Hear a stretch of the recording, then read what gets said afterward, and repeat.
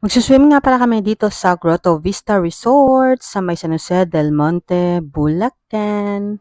Ayan, at magluluto ako ng sopas na walang sahog pero pasasarapin natin siya. Yarn. So, ayan. Simulan na natin. Labas ko ng ating mga ingredients. Mga small ingredients lang siya kasi pinuslit ko lang siya kasi bawal dito magluto ng sopas. Or, I think ang bawal is magdala ng stove. Yan. So, I'm not sure if kasama to sa pagiging stove. Basta, tinago ko siya. Kaya ko siya naipasok. So, ayan. Hindi ko pala na-play yung pagigisa. So, dito na tayo sa part kung saan ilalagay na natin ang macaroni sa kumukulong tubig. So, ayan. And then, next na rin natin ang carrots. Nahihiwa-hiwain muna natin siya ng maliit na nakaya ko. So, ganyan lang kaliit ang pinakakaya kong hiwa. So, pwede na yan. So, ilalagay naman natin ang ating mga pampalasa kagaya ng chicken cubes. Ayan, para sumarap kahit walang chicken. Lasang chicken. So, ayan, naglagay din tayo ng ating patis. So, ayan ang ating patis na nagpasarap sa ating sopas. Ayan, naglagay pa tayo ng isa pang patis. Alam niyo na, para mas masarap talaga.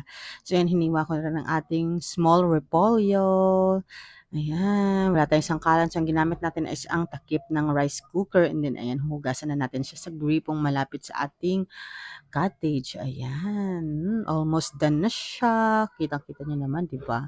Ang sarap talaga magluto dito sa Grotto Vista kasi nasa outdoor tayo. Ayan, nadagdag pa tayo ng isang gatas para mas creamy talaga siya.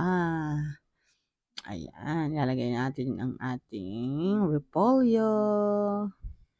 And then, papakuluin lang natin ulit siya ng ganyan. Pag naluto na, almost done na, ilalagay natin ang ating milk.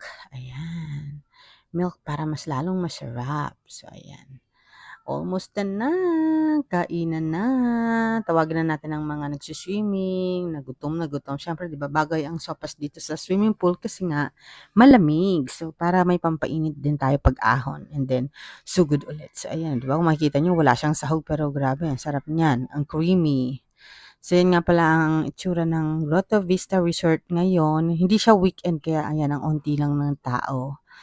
Kami-kami lang. Unlike ng weekdays, or I mean weekend, napakadaming tao. Weekdays kasi to, this is Friday. So, ayan. Ayan yung mga batang enjoy na enjoy sa padulasan. Ayun din ang aking bebe ko. Magpapadulas din yan, syempre. And then pagkatapos niyan is, yun na lang yan. Hanggang matapos, enjoy-enjoy na lang. Ayan. And yan, bandang 6 p.m. na. Ayan. Ayaw pang umahon ng batang makulit. Sobrang nag-enjoy sa swimming pool. Yan ay 2 feet. At ang 2 feet, ganyan kataas sa kanya ang 2 feet. 'Di ba? Kung dati, ingat na ingat pa ako sa kanya dyan kasi hindi niya pa kaya ngayon. O, kayang-kaya na. At halos ayaw ng umahon. So, ayan o, walang-wala na. Kaming-kami na lang talaga yung natitira dyan. Pero, ayan, kami ang last man standing. Yay! Thank you for watching. Bye!